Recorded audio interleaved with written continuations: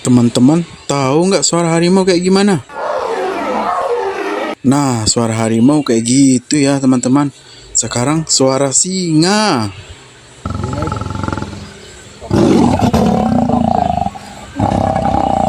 Galak ya singanya.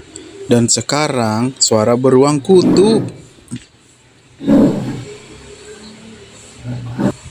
Nah, ini pasti lucu suaranya. Suara panda. Nah, yang terakhir ini guguk. Teman-teman pasti tahu.